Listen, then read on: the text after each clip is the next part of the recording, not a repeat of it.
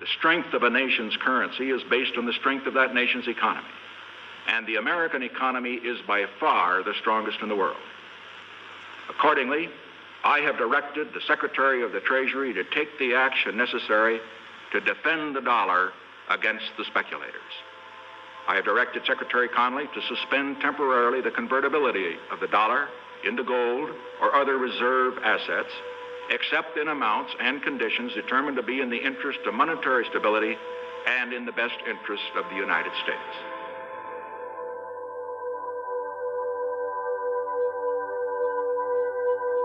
August 15th, 1971 will stand as an important event in economic history for many, many generations.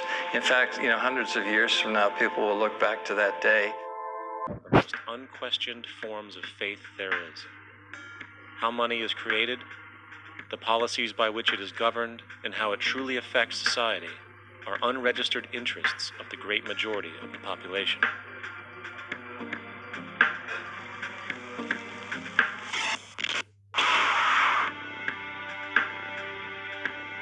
In a world where 1% of the population owns 40% of the planet's wealth, in a world where 34,000 children die every single day from poverty and preventable diseases, and where 50% of the world's population lives on less than $2 a day, one thing is clear: something is very wrong.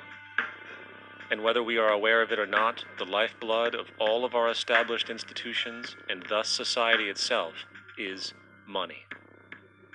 Therefore, understanding this institution of monetary policy is critical to understanding why our lives are the way they are. Unfortunately, economics is often viewed with confusion and boredom. Endless streams of financial jargon, coupled with intimidating mathematics, quickly deters people from attempts at understanding it. However, the fact is, the complexity associated with the financial system is a mere mask, designed to conceal one of the most socially paralyzing structures humanity has ever endured.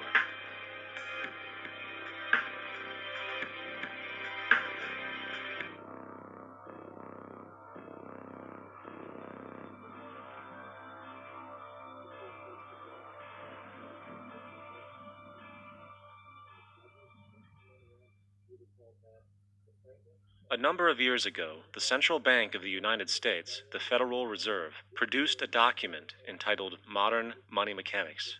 This publication detailed the institutionalized practice of money creation as utilized by the Federal Reserve and the web of global commercial banks it supports. On the opening page, the document states its objective. The purpose of this booklet is to describe the basic process of money creation in a fractional reserve banking system. It then proceeds to describe this fractional reserve process through various banking terminology, a translation of which goes something like this. The United States government decides it needs some money, so it calls up the Federal Reserve and requests, say, $10 billion. The Fed replies, saying, sure, we'll buy $10 billion in government bonds from you.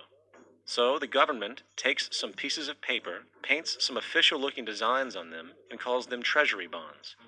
Then it puts a value on these bonds to the sum of $10 billion and sends them over to the Fed.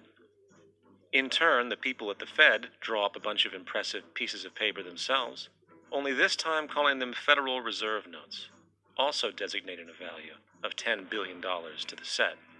The Fed then takes these notes and trades them for the bonds. Once this exchange is complete, the government then takes the $10 billion in Federal Reserve notes and deposits it into a bank account. And upon this deposit, the paper notes officially become legal tender money, adding $10 billion to the U.S. money supply. And there it is. $10 billion in new money has been created. Of course, this example is a generalization, for, in reality, this transaction would occur electronically, with no paper used at all. In fact, only 3% of the U.S. money supply exists in physical currency. The other 97% essentially exists in computers alone. Now, government bonds are, by design, instruments of debt, and when the Fed purchases these bonds, with money it essentially created out of thin air, the government is actually promising to pay back that money to the Fed. In other words, the money was created out of debt. This mind-numbing paradox of how money or value can be created out of debt or a liability will become more clear as we further this exercise. So, the exchange has been made and now $10 billion sits in a commercial bank account. Here's where it gets really interesting. For as based on the fractional reserve practice, that $10 billion deposit instantly becomes part of the bank's reserves, just as all deposits do. And regarding reserve requirements, as stated in modern money mechanics, a bank must maintain legally required reserves equal to a prescribed percentage of its deposits. It then quantifies this by stating, under current regulations, the reserve requirement against most transaction accounts is 10%. This means that with a $10 billion deposit, 10% or $1 billion is held as the required reserve, while the other $9 billion is considered an excessive reserve and can be used as the basis for new loans. Now, it is logical to assume that this $9 billion is literally coming out of the existing $10 billion deposit. However, this is actually not the case. What really happens is that the $9 billion is simply created out of thin air on top of the existing $10 billion deposit. This is how the money supply is expanded. As stated in modern money mechanics, of course they, the banks, do not really pay out loans from the money they receive as deposits. If they did this, no additional money would be created. What they do when they make loans is to accept promissory notes, loan contracts, in exchange for credits, money, to the borrower's transaction accounts. In other words, the $9 billion can be created out of nothing simply because there is a demand for such a loan and that there is a $10 billion deposit to satisfy the reserve requirements. Now, let's assume that somebody walks into this bank and borrows the newly available $9 billion. They will then most likely take that money and deposit it into their own bank account. The process then repeats, for that deposit becomes part of the bank's reserves. 10% is isolated, and in turn 90% of the $9 billion, or $8.1 billion, is now available as newly created money for more loans. And, of course, that 8.1 can be loaned out and redeposited, creating an additional 7.2 billion, to 6.5 billion, to 5.9 billion, etc. This deposit money creation loan cycle can technically go on to infinity.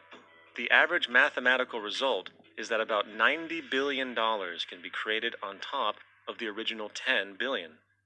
In other words, for every deposit that ever occurs in the banking system, about 9 times that amount can be created out of thin air. Money jitter. So, now that we understand how money is created by this fractional reserve banking system, a logical yet elusive question might come to mind. What is actually giving this newly created money value? The answer? The money that already exists. The new money essentially steals value from the existing money supply. For the total pool of money is being increased irrespective to demand for goods and services. And as supply and demand finds equilibrium, prices rise, diminishing the purchasing power of each individual dollar. This is generally referred to as inflation, and inflation is essentially a hidden tax on the public. What is the advice that you generally get? And that is inflate the currency. They don't say debase the currency. They don't say devalue the currency. They don't say cheat the people who are saved. They say lower the interest rates. The real deception is when we distort the value of money. When we create money out of thin air, we have no savings, and yet there's so-called capital. So my question boils down to this. How in the world can we expect to solve the problems of inflation, that is, the increase in the supply of money, with more inflation? Of course, it can't. The fractional reserve system of monetary expansion is inherently inflationary. For the act of expanding the money supply without there being a proportional expansion of goods and services in the economy will always debase a currency. In fact, a quick glance at the historical values of the US dollar versus the money supply reflects this point definitively, for the inverse relationship is obvious. $1 in 1913 required $21.60 in 2007 to match value. That is a 96% devaluation since the Federal Reserve came into existence. Now, if this reality of inherent and perpetual inflation seems absurd and economically self-defeating, hold that thought, for absurdity is an understatement in regard to how our financial system really operates. For in our financial system, money is debt, and debt is money. Here is a chart of the U.S. money supply from 1950 to 2006. Here is a chart of the U.S. national debt for the same period. How interesting it is that the trends are virtually the same. For the more money there is, the more debt there is. The more debt there is, the more money there is. In fact, the last time in American history the national debt was completely paid off was in 1835, after President Andrew Jackson shut down the central bank that preceded the Federal Reserve. In fact, Jackson's entire political platform essentially revolved around his commitment to shut down the central bank, stating at one point, "The bold efforts the present bank has made to control the government are but premonitions of the fate that awaits the American people, should they be deluded into a perpetuation of this institution or the establishment of another like it." Unfortunately, his message was short-lived, and the international bankers succeeded to install another central bank in 1913, the Federal Reserve. And as long as this institution exists, perpetual debt is guaranteed. Now, costs of living. As dysfunctional and backwards as all of this might seem, there is still one thing we have omitted from this equation. And it is this element of the structure which reveals the truly fraudulent nature of the system itself: the application of interest. When the government borrows money from the Fed, or when a person borrows money from a bank, it almost always has to be paid back with accrued interest. In other words, almost every single dollar that exists must be eventually returned to a bank with interest paid as well. But if all money is borrowed from the central bank and is expanded by commercial banks through loans, only what would be referred to as the principal is being created in the money supply. So then, where is the money to cover all of the interest that is charged? Nowhere. It doesn't exist.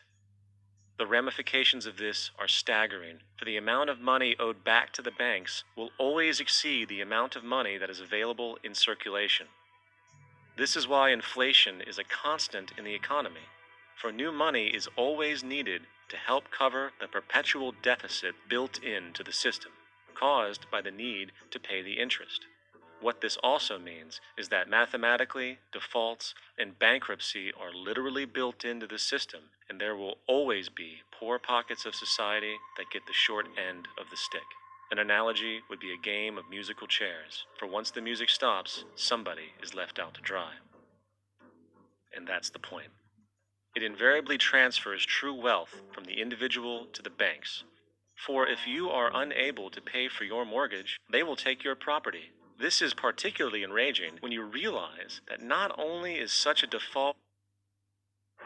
The world can be a noisy place. Stock prices are set to soar. But what if under all the noise...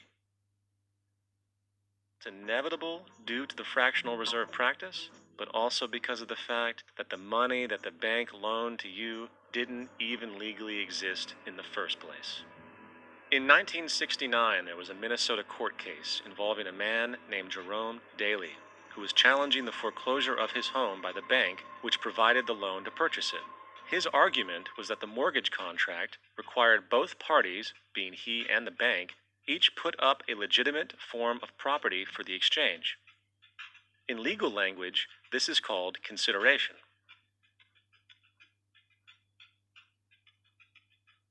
Mr. Daley explained that the money was, in fact, not the property of the bank, for it was created out of nothing as soon as the loan agreement was signed.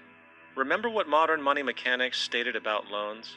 What they do when they make loans is to accept promissory notes in exchange for credits. Reserves are unchanged by the loan transactions, but deposit credits constitute new additions to the total deposits of the banking system. In other words, the money doesn't come out of their existing assets. The bank is simply inventing it, putting up nothing of its own except for a theoretical liability on paper. As the court case progressed, the bank's president, Mr. Morgan, took the stand, and in the judge's personal memorandum, he recalled that the plaintiff, bank's president, admitted that, in combination with the Federal Reserve Bank, did create the money and credit upon its books by bookkeeping entry. The money and credit first came into existence when they created it. Mr. Morgan admitted that no United States law or statute existed which gave him the right to do this. A lawful consideration must exist and be tendered to support the note. The jury found that there was no lawful consideration, and I agree. He also poetically added, only God can create something of value out of nothing. And upon this revelation, the court rejected the bank's claim for foreclosure, and Daley kept his home. The implications of this court decision are immense. For every time you borrow money from a bank, whether it is a mortgage loan or a credit card charge, the money given to you is not only counterfeit, it is an illegitimate form of consideration, and hence voids the contract to repay, for the bank never had the money as property to begin with. Unfortunately, such legal realizations are suppressed and ignored, and the game of perpetual wealth transfer and perpetual debt continues. And this brings us to the ultimate question: why? During the American Civil War, President Lincoln bypassed the high-interest loans offered by the European banks and decided to do what the Founding Fathers advocated, which was to create an independent and inherently debt-free currency. It was called the greenback. Shortly after this measure was taken, an internal document circulated between private British and American banking interests stated, "Slavery is but the owning of labor, and carries with it the care of laborers, while the European plan is that capital shall control labor by controlling wages. This can be done by controlling the money. It will not do to allow the greenback, as we cannot control that." The fractional reserve policy perpetrated by the Federal Reserve, which has spread in practice to the great majority of banks in the world, is, in fact, a system of modern slavery. Think. Money is created out of debt. And what do people do when they are in debt? They submit to employment to pay it off. But if money can only be created out of loans, how can society ever be debt-free? It can't. And that's the point. And it is the fear of losing assets coupled with the struggle to keep up with the perpetual debt and inflation inherent in the system, compounded by the inescapable scarcity within the money supply itself, created by the interest that can never be repaid, that keeps the wage slave in line, running on the hamster wheel with millions of others, in effect powering an empire that truly benefits only the elite at the top of the pyramid. For, at the end of the day, who are you really working for? The banks.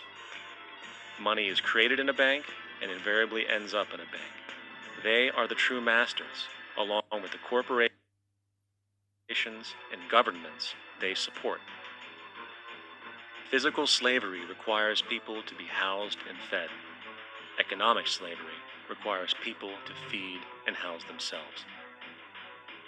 It is one of the most ingenious scams for social manipulation ever created, and at its core, it is an invisible war against the population. Debt is the weapon used to conquer and enslave societies, and interest is its prime ammunition. And as the majority walks around oblivious to this reality, the banks, in collusion with governments and corporations, continue to perfect and expand their tactics of economic warfare, spawning new bases, such as the World Bank and International Monetary Fund, while also inventing a new type of soldier, the birth of the economic hitman.